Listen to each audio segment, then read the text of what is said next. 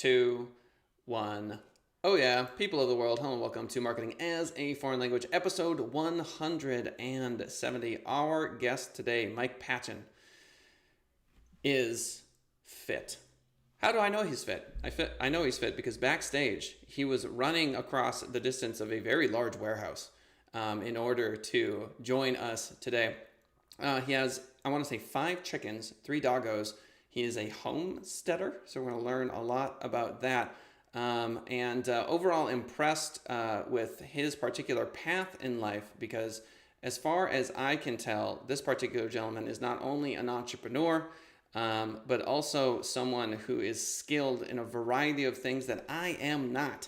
I think he's much more of a handyman sort of, I don't know what the word is to describe it, builder perhaps, tool guy than I am. And I've always been fascinated with folks in that particular space. So ladies and gentlemen, may I introduce the incredible Mike Pachan. Mike Pachan. Kellen, thank you so much for that wonderful introduction, man. I think we're going to have some fun today, huh? Yeah, that is absolutely 100% the case. Now, to the listeners, yes, we cannot see Mike Pachan, but here is the reason why. Mike is a very busy guy. And Mike is currently calling from his cell phone. And so we wanted to make sure that you could hear him. And so at the risk of getting a choppy internet connection, we cannot see him, so fear not. So Mike, as I mentioned backstage, we're looking to develop a relationship with you. I can tell you already we want you back on the show. So why don't we start, we go all the way back, and by the end of the show, you're going to have a chance to pitch and sell your product and do all that sort of stuff. But we want to know who you are. So take us back to where you were born and the very beginning. Yeah, great. And, thanks for everyone giving me a little grace with the video. I schedule these things in based on calendar availability, and then the calendar packs up.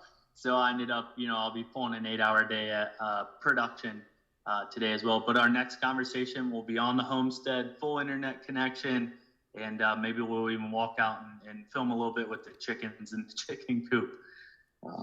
But a little bit about myself, I just kind of consider myself a bit of an old school, old soul, bit of a traditionalist. I was born and raised in Ohio, Canton, Ohio. It's right in the heart of the Midwest. My family's background, just pretty down to the earth, hardworking people. My dad was upper management at a food production facility. His dad came back from W-2, started his own company as a general contractor. My mom was a stay-at-home mom, then went to college, got her degree. Her family, my grandfather dug ditches for a living. My aunts and uncles are great. We're rough and tumble. We get along really well, family first, kind of people. Midwest, salt to the earth, grassroots people.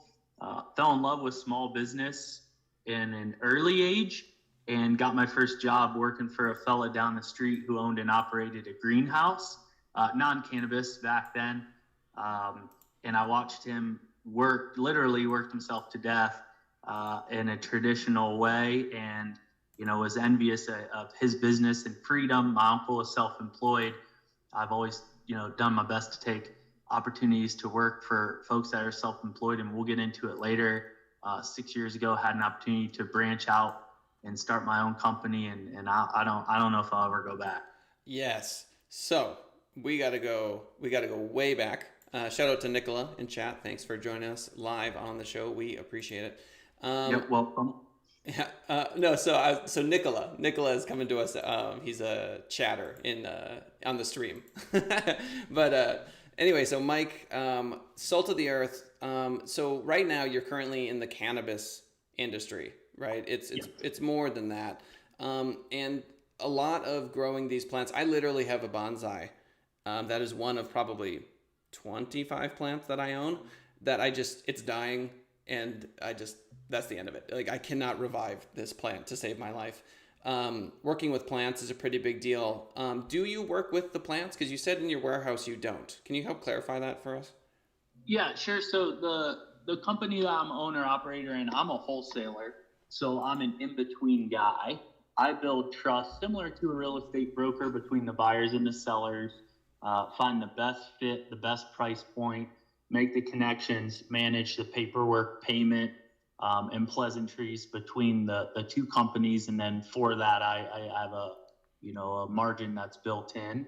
I have worked in cannabis grows. I literally started from the bottom. As part of my story, which we'll dig into, I have a background in scrubbing warehouse floors. Yeah. They wanted me gone, so they gave me all the really nasty jobs to do, and I sucked it up because that's what I was taught back in Ohio. And I worked for my $15 an hour, Yep. and I just never left, and they came to enjoy that. So I have participated in cultivation activity, and that's where I learned a lot about how to qualify and grade cannabis, what makes a good end product versus a middle or low tier shelf product. Yep. On the homestead, we're on year 2 of our raised beds, year 1 of a plastic house, a greenhouse that I built off a side porch.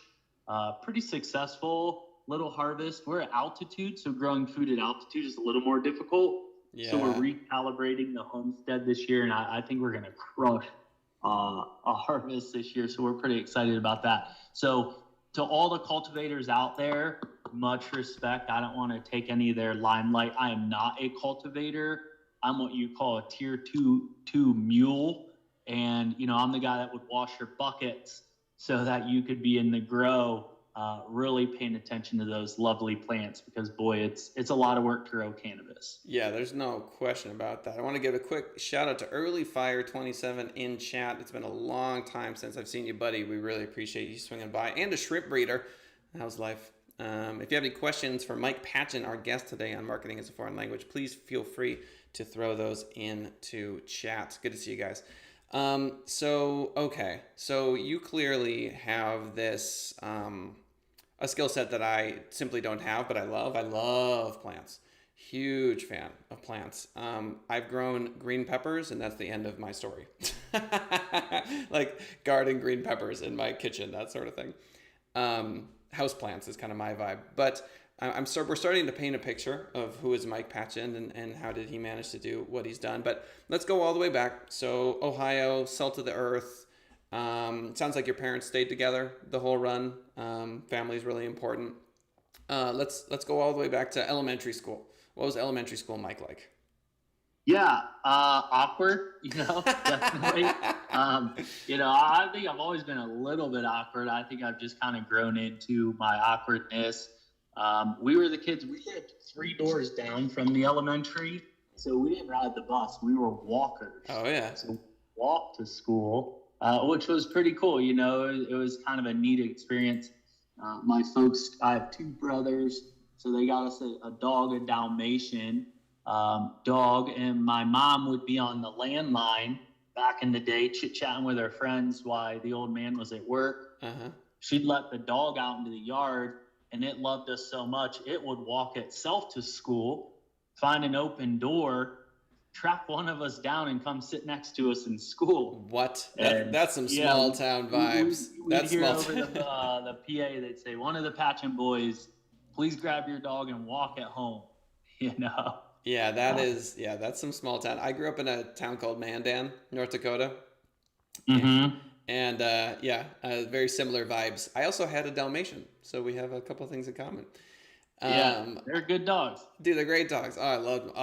Oreo was the name of our doggo. So Nicola in chat has a joke for you. Are you ready, Mike? Yeah, shoot. So he says, I have some dad jokes for plants. And he writes, why did the plant go to the therapist? I would take a stab at it, but I don't know. He says to get to the root of their problems. I was close. I was close. I wanted to say to talk about it. Yeah. Oh, to talk about it. You know what? I'll give you that one. You get that one. To talk about it. That was close. Maybe that's a new joke for him, man. There you go. We'll hear that pop up now. There you go. To talk about it. Nicola, he thinks that's pretty funny. Good job. Well done, Mike. All right. So elementary school, aren't we all awkward though? I mean, it's just. Yeah. Yeah, no doubt. I mean, nowadays you get diagnosed here and there and they kind of Oh yeah. qualify a little bit. I didn't really realize back then I, had some screaming anxiety. I just thought everyone was a little awkward, Yep. but, blessed to have that experience and to have worked through it. But it was fun. I had a good group of friends. My dad coached my baseball team. I still talk to a couple of the fellas that I played t-ball with from back home. And it was cool. I mean, every year the baseball field, they'd come up with a bunch of dirt and lay it on the baseball field, and they would sit there for about 2 weeks before they'd level it out.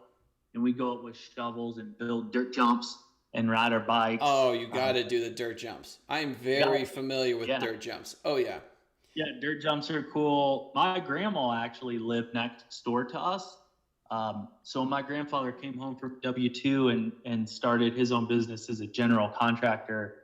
He built a home for him and my grandma, and then next door a home for his in-laws. And when the in-laws passed away, my mom and dad got married and moved into that house. So I was fortunate enough to live next door to my granny Pachan for 23 years. Wow. Which was an incredible experience. That is an incredible experience. I spent a lot of time with my great aunt Monica, and my daughter's name is Annika, so we took that from her. Yeah, an incredible woman. So yeah, happy for you. So, all right. So right now you own two businesses. One of them in your bio, I want to say 3.5 million in gross. Am I totally off on that number? Do I remember that correctly? So yeah, we did 3.5 million in gross over 2 years. I'm sorry, 3 years. But before we split the business up, it was approximately around 65 million in wholesale value. Mm-hmm. So, we clipped a small percent of that. It was super lucrative. It was the biggest business model of its kind at that point. It was a great experience. It was about a 15-person team at its peak capacity, and was screaming, man. It was a cool, high volume, very lucrative business model. Yeah, talk to me about it. I'm confused. What was it? Was it your business? Were you working for someone? It was wholesaling, and I had a business partner, and then we scaled it up and had a team of 4 to 6 sales reps, depending, and admin, an accountant, some transportation drivers. So, we were just out there finding a ton of surplus product in the cannabis space, and then splitting it out to, above board buyers, dispensaries on the wholesale level. What you find is, it's not like, if you're in groceries and you're a grocery broker, and you represent a nationally known brand, it qualifies itself, right? There's parameters put into place. If you're going to sell someone a bushel of apples, they know what a bushel weighs and what a bushel looks like, quality of apple. Well, in the cannabis space, if you pop up an outdoor farm and harvest that year, you might think it's the greatest cannabis in Colorado. Our job was to go out on site to your farm, grade it, analyze it, make sure it's passed all of the testing, probably break your heart on price, and then know the buyers who were looking for that product at that price. So one deal, one time. Otherwise, the product shows up, people don't like it, it gets rejected, and it gets really messy with the regulations. It's we tell people, if a tractor trailer shows up to 7-Eleven and they haven't, they're supposed to drop off 12 Pepsis and they only have 10, they just edit the invoice on site. It's clean. They walk away. In our industry, if what shows up doesn't match the paperwork exactly, it has to go completely back to the source and you have to start all over. Whoa. And it becomes a giant headache. I had no idea. Yeah, see, I knew this conversation would be interesting and I would learn a lot because this is so over my head, all of it. Even from the perspective of like a bushel of apples, like I understand what you're saying, but it is very confusing. It's a completely different world. And so you were part of this wholesale team where it sounds like you were just killing it. I want to connect that to your childhood. When you were younger, what sort of thing, when did you think that you would be willing to take on that kind of burden? And is it something where you feel like you have to do it with a partner? Is that your personality where you want to get in business with someone else who you trust, and then you got each other's backs? Because you said you had a partner in the wholesale business, right? I did, and currently I do it independently. Okay. Well, let's start in the question to the childhood. It's interesting looking back. Initially I didn't go to college to get a business degree to start my own business. I had seen other people in businesses, they both had bought them off their father. So the greenhouse Ah, bought his off his father. My Uncle Vic bought the construction company off my grandpa. Both of them put in the work growing up and worked around the business. They came up in the business. yep. My dad was not self employed, so I didn't come up in a business or have a business to buy off my father. Back then, that some of your listeners might not even realize that the amount of information wasn't there. I could have went to the library and pulled a library card and walked through the aisles and used that complicated categoric system to find a book on entrepreneur and read about it. But it's not like you couldn't just sit down at your computer and type in, I'm good at sales, I like cannabis, jobs, and entrepreneurs, and have this flood of information. So in a way, I had a desire to be self-employed, but in another way, I hadn't made that connection that it was so readily available to me, because the majority of people that I saw that made up my reality were not self-employed. So by looking at it from that lens, the majority of people I knew didn't take that risk or opportunity. So I think subconsciously, I kind of assumed I wouldn't be self-employed.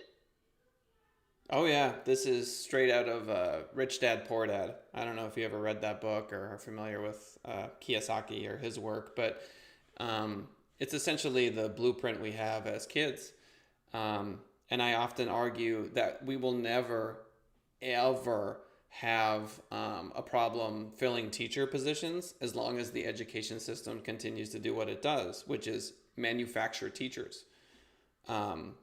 We basically send kids to rooms where their role model is either in the house or it's the teacher they see for 12 years. So people will often say, "Oh, I'll become a teacher," because that's all. It's not as if we send our kids to, a homestead every day for 6 hours. We don't send them to NASA where they work on rockets every day. We send them to a school. And so I think technology is going to have a pretty massive impact on that as students are able to more and more study what they would rather study than this sort of homogenous educational system. Yeah, kind of to your point, to elaborate a little bit, I was just thinking the other day, so just a quick statement to make this sound correct. I think I'm one of these people where I had my way, I lost my way, I found my way, right? And, looking back now, I'm like, I would have done probably better in the vocational school, wrenching on a car, sawing some wood. But I didn't see a career path in that. I was kind of locked into that 1980, 1990s, you go to college mentality. I'm a terrible student, and I got into some recreational drug use and just wasn't really happy. That's where I lost my way. I became someone I wasn't, because I was at a university trying to read out of a book. I read for fun. I'm terrible at retaining information out of a book. So, drinking and recreational drugs set in. I gain a ton of weight. I really lose perspective on who I am. Pop out of college, get a decent job, leave, take this huge risk to move to a ski town, start to find my way again, land a small business, make enough money to leave the city and move out to the foothills. And over the past 4 years, my wife and I have completely came back to our more authentic self. It's been a heck of a journey.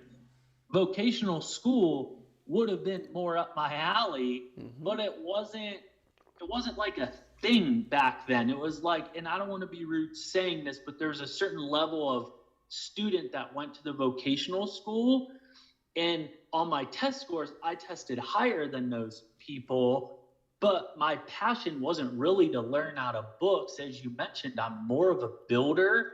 more of an adventurer, more of a seeker. Hmm. And it's interesting to think that I think vocational school would have been way more up my alley. I think I would have had 3, 4, 5, 10 businesses by now if I would have went to vocational school and not to college. Right. Yeah, it is.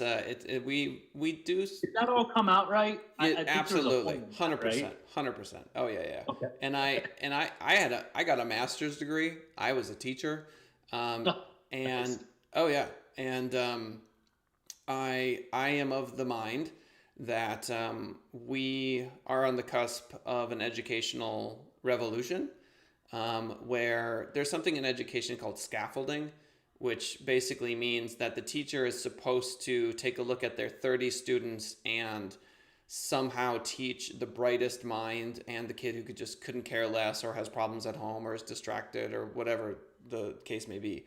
And that is the stone age of education, as far as I can tell. We have the internet. You can audit Harvard classes for free. Nobody does it. And it really elucidates the reason why Harvard is as expensive as it is and why it is what it is. It's not about the education. It's about the network, and it's about the piece of paper, and it's about the relationships.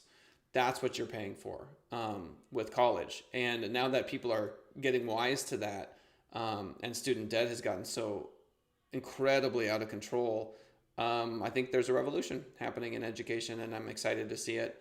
And that's interesting. I did not read Rich Dad Poor Dad, but what you just said about Harvard is probably relative to that book. I know it on a broad level. I went to college and I didn't get a network. I got hung over in a ton of debt, and through getting back to my roots, which is wake up early, get rid of the drugs. Yeah. We've paid off all of our debt, own a home, not outright yet, and we're just much better off because internally, my internal compass just got me back to those Midwest roots that I had sort of grown out of. And once I got back to them, life has just been significantly better. And I've built my own network. Oh, of course. Yeah, that's what this show is all about. I've mentioned this many times. I will continue to mention it. I don't believe in coincidences. I don't think it's a coincidence that you're a guest on my show. I don't think it's random, and I don't think the unfolding of our lives is random. And so, as much as I criticize the school system because I think it's got a lot of growth, I think that my experience in it was appropriate, and I'm happy with where I've landed. And I imagine you feel similarly, because you've managed to do something fairly extraordinary. Um, and okay, so why don't we go back again? We have 7 minutes left. In the final 3 minutes, I will give you a chance to just be a selfish capitalist and tell folks all about what you're selling and that sort of thing. But before we do, why don't we pick up in like junior high, high school? So were you an athlete? I know you'd mentioned drug use in college. That was probably came later. Did any of that start happening in junior high, high school? No, like I mentioned, I was a little awkward, so I didn't really go out to parties and socialize. I kind of kept to myself a bit, kept a small group of friends. I was in the band. I was athletic and I had an athletic build, but I chose to go into the band. I played the drums. Oh I yeah. was in jazz band, concert band, marching band, loved it, had a ball. Like I just absolutely love music and such. Uh, Started dating a gal in high school. We were high school sweethearts. We split around midway through our freshman year of college. We went to different colleges, and I just kind of saw an opportunity to kind of get out and explore a little more. Um, but junior high was fun. I mean, I had a good small group of friends, several of which, the one fellow was in my wedding. Several of them showed up to my wedding, still stay in touch. It was fun. My brothers were more into the social party scene.